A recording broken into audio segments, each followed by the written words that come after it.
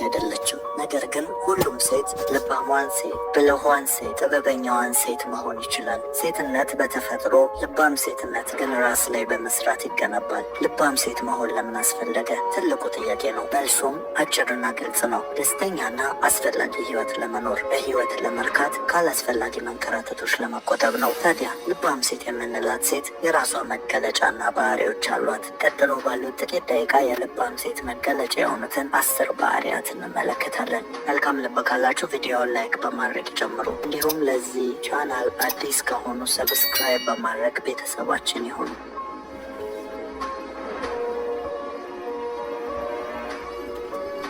ከልባም ሴት ባህሪያት መካከል አንደኛው አላስፈላጊ ድራማ አትሰራም። ይህ በአጭሩ ልታይ አትልም ማለት ነው። በሄደችበት ሁሉ ትኩረት ለመሳብ ደፋ ቀና ስትል አትታይም። እርሷ ሁሉም ቦታ ራሷን ነች።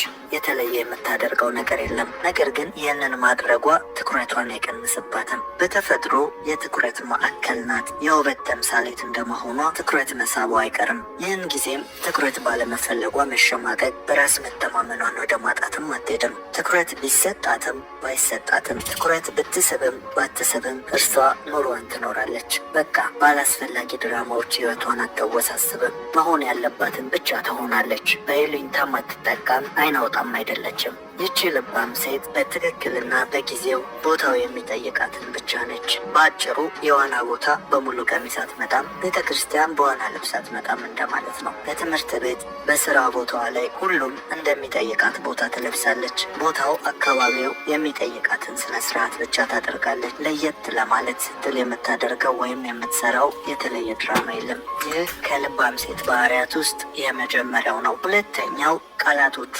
በጥንቃቄ የተመረጡ ናቸው። ይህንን ስንል ለምትናገረው ነገር ኃላፊነት ትወስዳለች ማለታችን ነው። ቃላት ኃይል አላቸው። እዛም ይበልጥ በሴት ልጅ ሲነገሩ የበለጠ ኃይል አላቸው። ይህንን ያልኩት በሀገራችን እንኳን ሴት የላከው የሚባለውን አባባል በመመልከት ነው። መቼስ ሴት የማሳመን ጥበብ አላት። ይህ ማናችንም የማንክደው እውነት ነው። በታሪክ ታላላቅ ነገስታት የጀገኑት በሴት ቃልና ማበረታቻ ነው። በዛውም ልክ ታላላቅ ነገስታት የወደቁትም በሴት ቃል ነው። ከታላቁ መጽሐፍ እንኳን ሳምሶን በሴት ቃል እንደተሸነገለ ይነገረናል። ታዲያ ፈጣሪ ለወንድ አካላዊ ጉልበትን ሲቸረው፣ ለሴት ደግሞ የማሳመን ጥበብን ተችራለች። ታዲያ የምትናገረው ቃል መልካምም ሆነ መጥፎ የሆነ ነገርን ግን ይፈጥራል። ታዲያ ይህቺ ልባም ሴት የተሰጣትን ይህንን ታላቅ መሳሪያ እየሄደች አትተኩስም፣ በጥንቃቄና በብልሃት እንጂ። ይህች ልባም ሴት አብረዋት ላሉ ሁሉ በንግግሯ በራስ መተማመናቸውን የምትጨምር መልካምን ሀሳብ የምትጭር ናት። ጥሩ መካሪም ናት። ለምትናገረው ነገር ትጠነቀቃለች። ልባም ሴት በምትናገረው ነገር ፈሪን ጀግና ታደርጋለች። ተስፋ የቆረጠን ታበረታለች። መሳሪያዋን ሁልጊዜም ለመልካም ትጠቀምበታለች። ይህ ታላቅ መሳሪያዋ ብርቅ ሆኖባት ሰዎችን ሁሉ ለማብረክረክ፣ ለማስፈራራት፣ በየሄደችበት ጸብን ለመጫራት አትጠቀምበትም። በቤቷ ላለውም ወንድ በመጥፎ ነገር ስትተነትነው አትገኝም። ይህች ሴት መሳሪያዋን በአግባቡ ትጠቀመዋለች። ልጆቿን ታበረታበታለች፣ እንዲሁም ባሏን ታጀግንበታለች። መሳሪያዋ ትልቅ ቢሆንም የሚሰራውም ለውጥ እጅግ በጣም ልዩ ቢሆንም ነገር ግን በአግባብ ካልተጠቀመችበት ደግሞ የማጥፋቱን መጠን እንደዛው ነው። የሰው ምላስ አጥንትን ይሰብራል፣ እንዲሁም የፍጥረትን ሩጫ ያስቆማል። የሰው ልጅ እየሰራ ካለበት ነገር በንግግር ብቻ የማቆም ኃይሉ ከፍተኛ ነው። ከባድ ንግግሮች ቅስምን ይሰብራሉ፣ እንዲሁም የሰውን ሞራል ይገድላሉ። ታዲያ ሴት ልጅ ደግሞ በራሷ የተቻራት ጸጋ አለ ካልን ይህንን ጸጋዋን በአግባብ ካልተጠቀመችበት የምታጠፈው ነገር በዛው ልክ ከፍተኛ ይሆናል። ስለዚህ ልባም ሴት ሁልጊዜም በጥንቃቄና በማስተዋል የምትናገራቸውን ቃላቶች ትመርጣለች። ይህን በማድረጓም ከልባም ሰው ባህሪያት መካከል ሁለተኛ ይኖራታል ማለት ነው። كنت على وشك مشكلة كبيرة في السفر. تخيل توصل. ከልባም ሴት ባህሪያት መካከል ሶስተኛው ታታሪ ነች። ይህ ማለት ለስራ፣ ለትምህርት፣ ለቤቷ ማለት ነው። ይቺ ልባም ሴት በታታሪነት ትታወቃለች። ሰነፍ አይደለችም። ምክንያት እየደረደረች ቁጭ ብላ አትገኝም። ሰበበኛ አይደለችም። በስራዋ ታታሪ ናት። ቤቷን በአግባቡ ትሰራለች። ለቤቷ አጋዥ ነች።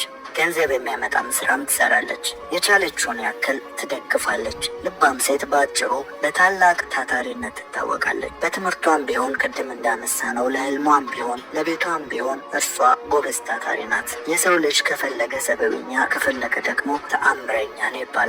እውነት ነው። ይችም ሴት ይህንን በአግባቡ የተረዳች ናት። በሴትነቷ በሀገር በቤተሰቧ እያሳበበች አትሰንፍም። ጠንካራና ብርቱ ሰራተኛ ናት። ከጥቂት ነገር ብዙ ነገርን ትሰራለች። በትንሽ ነገር ትልቅ ነገርን ታመጣለች። ሴት በእጇ የገባውን እያንዳንዱን ነገር በአግባቡ መጠቀም ታውቃለች። በዚህም ለራሴ ለምትላቸው ሰዎች ምቾትን ትፈጥራለች። ይቺ ልባም ሴት በታላቅ ታታሪነትና በጥንካሬዋ ትታወቃለች ማለት ነው። እንዲሁ በተፈጥሮ ሴት ልጅ የተቸራት ትልቁ ስጦታ ቢኖር የተሰጣትን ትንሽ ነገር የማብዛት ብቃት ነው። እንግዲህ ሴት ልጅ ዘርን ተቀብላለች፣ እንዲሁም ትንሽን ነገር ተቀብላ ቤቷን ታሟላለች። ይህ በተፈጥሮ ፈጣሪ የቸራት ስጦታ ነው። ይህንን ስጦታዋን በአግባቡ ከተጠቀመችበት ሴት ልጅ እጅግ ታታሪ፣ እጅግ የምትከበር ሴት መሆን ትችላለች። ይህ ሶስተኛው ባህሪዋ ነው። አራተኛው የልባም ሴት ባህሪ ገበና ሸፋኝ ናት። ይህ ማለት የእርሷ የሆኑትን ሰዎች ውርደት አትፈልግም ማለት ነው። ድካማቸውን ትደብቃለች። ሚስጥር ጠባቂ ናት። ሰዎች ያልቻሉበትን የደከሙበትን ቦታ ሊነግሯት አይፈሩም። ምክንያቱም ከለላ ታደርጋለች፣ ትደብቃለች፣ ደግሞም ትረዳለች። ለባሏም ለልጆቿም እንደዚሁ ናት። በድካማቸው አትሳለቅም፣ አሳልፋም አትሰጣቸውም። ገበና ደባቂ ናት። የቤቷን ሚስጥር ለአደባባይ አታወጣም። ይቺ ሴት ለታላቅ ኃላፊነት የምትታመን ናት። ምክንያቱም ሚስጥር ጠባቂ ናት። በሰዎች ድካም አትሳለቅም ካልን ሀሜተኛም አይደለችም እያልን ነው። ያየችውን ሁሉ አታወራም፣ የሰማችውን ሁሉ አታዳርስም። ትመርጣለች። የተረጋጋች ነች። ይቺ ልባም ሴት ገበናዋን መሸፈን ብቻ ሳይሆን ማስተካከልም ታውቃለች። በደከሙበት ታበረታቸዋለች፣ የቻለችውን ትደግፋለች። ስለዚህ ይቺ ሴት ጋር ታላቅ ጥበብ አለ። በዚህም ገበናን በመሸፈን ሚስጥርን በመጠበቅ ትታወቃለች ማለት ነው። ከልባም ሴት ባህሪያት መካከል አምስተኛው የስሜት ብልህነት ነው። ይህ ከብዙ ነገር አኳያ ሊታይ ይችላል። ነገር ግን ልባም ሴት ታላቁ መታወቂያዋ ጥበበኝነት ወይም ብልሃተኝነት ነው። ታላቅ መካሪ ናት። በጭንቅ ጊዜ፣ በከባድ ጊዜ ማምለጫን መፍጠር ታውቃለች። ጥበበኛ ሴት በጥበብ የተካነች መካሪ ናት። ጥበብ እሷ ጋር አለ። ይቺ ልባም ሴት ጥቂት ነገርን ለብዙ እንዲበቃ የምታደርግበት ብልሃት በትንሽ ነገር ደስታ እንዲኖር የምታደርግ ናት።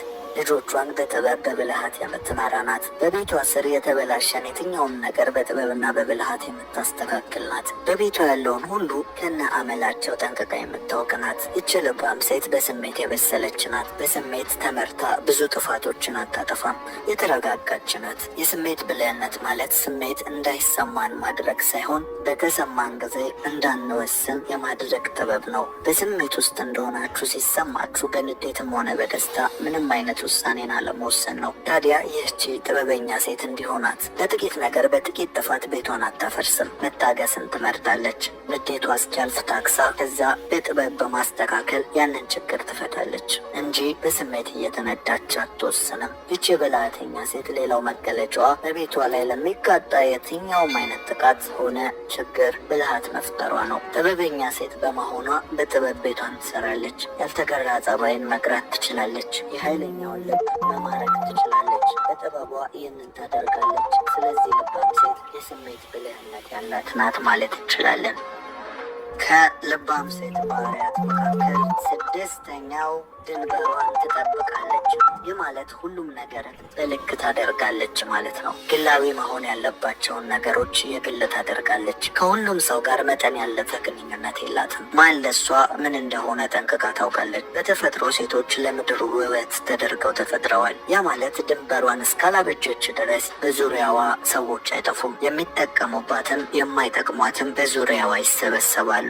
እርሷ ግን የራሷን ገደብ የምታበጅ ናት። መወደዷ መፈለጓ አይገርማትም። ይህ ለሴት ልጅ ሁሉ የተሰጠ ጸጋ ስለሆነ በመወደዷ በመፈለጓ እየታለለች በሁሉም ስፍራ አትገኝም። ብዙዎች የሚሸወዱት በዚሁ ነው። እርሷ ግን የማይመጥናት ሰፈር አትኖርም። ክብሯን ትጠብቃለች፣ ድንበሯን ትጠብቃለች ስንል በሌላ ቋንቋ ሰብሰብ ያለች ናት እያልን ነው። በስራዋ በኑሮዋ ሁሉ ላይ ሴትም ወንድም የሆኑ ወዳጆቿ ስለ እርሷ ማወቅ ባለባቸው ልክ ብቻ ያውቃሉ። እስካልፈቀደችላቸው ድረስ መስመር አያልፉም። ሁልጊዜም እስከፈቀደችላቸው መስመር እስክትጀምር ድረስ ብቻ ይመክራሉ፣ ሀሳብ ይሰጣሉ። ነገር ግን በህይወቷ ላይ አይወስኑም። ወላጆችን ጨምረው አሁን ተማሪ፣ አሁን አግቢ፣ አሁን ስራ ያዢ እያሉ የሚነዷት አይደለችም። ስለዚህ ሁልጊዜም ድንበሯን ትጠብቃለች። ይህ ከልባም ሴት ባህሪያት መካከል ስድስተኛው ነው። هناك طريقة أفضل لتداول تقلبات الذهب. مع بلس 500 يمكنك اقتناص الفرص التي تخلقها تقلبات الذهب في أي وقت. يمكنك فتح صفقات شراء أو بيع باستخدام ሰባተኛ ትልቅ ህልም አላት። ይህ ማለት የእርሷ ታሪክ መወለድ፣ ማደግ፣ ማግባት፣ መውለድ፣ መሞት ብቻ አይደለም ማለት ነው። ከዚያ ያለፈ ወደዚህ ምድር የመጣችበት ዓላማና ግብ አላት። መድረስ የምትፈልግበት ቦታ አለ። የምታልመው የምታቅደው ህይወት አለ። ታዲያ በህይወት ስትኖር ዕለት ዕለት ለዚህ ያለ ዓላማዋና ግቧ የሆነ ነገር እየሰራች ትኖራለች። ማድረግ እንደምትችል ታምናለች። ሰበብ አታበዛም። በተፈጥሮ በቤተሰብ በሰፈር በሀገር እያሳበበች አትሰንፍም። የምትሮጥበት የምትለፋለት ነገር አለ። ያን ትልቋ የምትኖርለትን ዓላማ ማንም እንዲነጥቃት አትፈቅድም። በተለያዩ ሰበቦች አታስተጓጉልም። በቃ አገባው እኮ፣ በቃኝ መማር፣ በቃኝ የምን ህልም ነው፣ ወለድኩ እኮ አትልም። ልክ እንደሌላው ህይወት ከምታሸክማት ሸክም ጋር በጋራ ሁሉን ማስኬት እንደምትችል ታምናለች። ስለዚህ ይህችን ልባም ሴት ትልቅ ህልም አላት ልንላት እንችላለን ማለት ነው። ስለዚህ ይህ ከልባም ሴት ባህሪያት መካከል ሰባተኛው ነው። ከልባም ሴት ባህሪያት መካከል ስምንተኛው ራሷን የምትገዛ ናት። ይህ ሲባል ታላቅ የሰው ልጅ ስኬት ራስን መግዛት እንደሆነ ይታወቅልን። ከተማን፣ ሀገርን ሁሉ ከማስተዳደር በላይ ራስን ማስተዳደር ከባድ ነው። ምክንያቱም ለሌላው ማዘዝ ሲሆን ለራሳችን ግን ማድረግ ይሆናል። ታዲያ ይህች ልባም ሴት ግን ራሷን የምትገዛ ናት። ማለትም ለቃሏ ታማኝ ናት። አደርጋለሁ ያለችውን ለማድረግ አትሰንፍም። በሌላ አገላለጽ ደግሞ ራሷን ትገዛለች ስንል ጥቂት ሞዴል አክተረስ እያየች እንደነሱ ለመሆን የምትባዝን አይደለችም። የብዙዎች ውድቀት ይህ ነው። መጀመሪያውኑ የኢንተርቴንመንት ሚዲየም የሚፈልገው ይህንን ነው። የተመረጡ ሞዴል የሚሆኑ ሰዎችን ማቅረብ፣ ከዛም በእነሱ እቃውን ልብሱን ማስተዋወቅ፣ ከዛም ፋሽን በሚል ስም ታላቅ ንግድን መፈጸም። ይህች ልባም ሴት በዚህ ቀመር ውስጥ አትወድቅም። በእነሱ ውስጥ ሆና ወዲና ወዲያ ስትባዝን አትታይም። ይህች ልባም ሴት ባላት ነገር የምትዋብ ናት። ያላት የሚበቃት ናት። ባላት የምትረካ ናት። የሰው ልጅ ፍላጎት የማይሞላ ከረጢት መሆኑን ታውቃለች። ለፍላጎቶቿ መኖርን ብትጀምር የቱን ጋር እንደማትረካ የተገነዘበች ናት። ስለዚህ ራሷን በመግዛት ባላት ነገር የምትደሰት ናት። ይህች ልባም ሴት ራሷን በመግዛት ትታወቃለች ማለት ነው። ከልባም ሴት ባህሪያት መካከል ዘጠነኛው ራሷን የምትንከባከብ ናት። ይህ ሀሳብ ከላይኛው ጋር አይጋጭም። ራሷን የምትንከባከብ ናት ማለት ባላት ነገር ማለት ነው። እሷ ውበት ናት። ታዲያ ለቤቷ፣ ለራሷ ሰዎች፣ አብረዋት ለሚኖሩ ለባሏ አብርታ መታየት አለባት። ስለዚህ ይህች ሴት ራሷን የምትጠብቅ የምትንከባከብ ናት። ይህ ማለት ካገባችን በኋላ ከወለደችን በኋላ ማለት ነው። ራሷን ትጠብቃለች፣ ትንከባከባለች። ጽዱ ናት። ለቤቷ እንደ ብርሃን ናት። ለሴት ልጆቿ እንደ ምሳሌ ናት። ስለዚህ በስፖርት፣ በእንቅስቃሴ፣ በተለያዩ መንገዶች ራሷን ትጠብቃለች፣ ትንከባከባለች። ራስን መንከባከብ ሲባል ውድና በማይገኙ ከአቅም በላይ በሆኑ እቃዎች ወይም ደግሞ ሰው ሰራሽ ነገርን ራስ ላይ በመለጣጠፍ ማለታችን አይደለም። ያ በራሱ ራሱን የቻለ ሌላ ትንተና ያስፈልገዋል። ነገር ግን አሁን እያወራን ያለነው ራስን መንከባከብ የምንለው በተፈጥሮ ከድሮ እስካሁን ድረስ ሴት ልጅ ራሷን የምትጠብቅ መሆኗን የምንገልጽበት ነው። እንደ ዘመኑ መሆን ማለት ሳይሆን ልክ ከዚህ በፊት የሰው ልጅ ታሪክ ውስጥ ሴቶች ጽዱና ውብ ነበሩ፣ አሁንም እንደዚያው ናቸው። ያንን ማድረግ ማለት ነው። ከስንፍና በስተቀር ከሌላ ተያያዥ ምክንያቶች በስተቀር ሴት ልጅ በዘመናት መካከል የውበት መገለጫ ተደርጋ ትወስዳለች። ይህ የሆነው አሁን በመጣው ዘመነኛ መሳሪያዎችና መዋቢያ እቃዎች እንዳልሆነ ግልጽ ነው። ያ ማለት ድሮም ሴት ልጅ ውብ ናት፣ አሁንም ሴት ልጅ ውብ ናት ካልን ድሮ ውብ ያደርጓት የነበሩት ነገሮች አሁንም ውብ ያደርጓታል ማለት ነው። ያ ማለት በተፈጥሮ በሆኑ ነገሮች ብለን ልንገልጸው እንችላለን። ያ ማለት ቀጥታ አሁን ዘመን አመጣሽ ከምንላቸው የትኞቹም ነገሮች ጋር አትነካካ እያልንም አይደለም። ግን ኑሮዋ በሚፈቅደው ገንዘቧ በሚፈቅደው ልክ ራሷን መንከባከብ ትችላለች። ይህ ሀሳብ በቀጥታ የሚናገረው ባላት አቅም፣ ባላት ኑሮ፣ በምታሳልፈው በሚመጥናት የህይወት ስታንዳርድ ውስጥ ሆና ከስንፍና በስተቀር ራሷን መከባከብ እንድትችል የምንናገርበት ነው ማለት ነው። ስለዚህ ከልባም ሴት ባህሪያት መካከል 9ኛው ራሷን የምትንከባከብ ናት የሚለው ነው።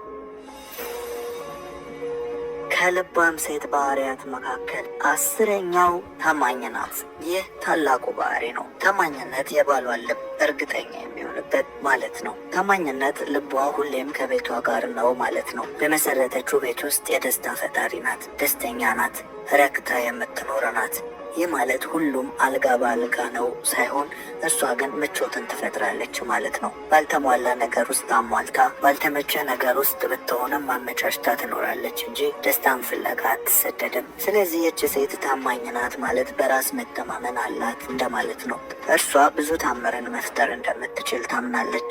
አንድ ታሪክን ላንሳላችሁ። አንዲት የፕሬዚዳንት ሚስት በካፌ ውስጥ ተቀምጣ አንድ ጓደኛዋ የዚህን ካፌ ባለቤት አግብተሽው ቢሆን ኖሮ በቃ የካፌ ባለቤት ብቻ ትሆኚ ነበር ትላታለች። የፕሬዚዳንት ሚስት የሆነችውም ሴት አይ እኔ ሳሎን የካፌ ባለቤት የምሆነው ነገር ግን እርሱ ፕሬዚዳንት ይሆን ነበር ብላ ትመልስላታለች። ይህ ታሪክ የልባምን ሴት በራስ መተማመን ያሳየናል። ስለዚህ የምትፈልገውን ማሳደድ ሳይሆን መፍጠር እንደምትችል ታምናለች። ይህች ሴት ታዲያ በታላቅ ታማኝነቷም ትታወቃለች። የባሏ ልብም ያርፍባታል ማለት ነው። እነዚህ የልባም ሴት ባህሪያት በጥቂቱ የተገለጹ ናቸው። ከ10 የልባም ሴት ባህሪ ስንቱ እንዳላችሁ በኮመንት ላይ ያሳውቁኝ። ጆሲ ነበርኩ። ከተመቻችሁ ላይክ፣ እስካሁን ቤተሰብ ካልሆናችሁ ደግሞ እንድንገናኝ ሰብስክራይብ በማድረግ ቤተሰባችን ይሆኑ። እናመሰግናለን።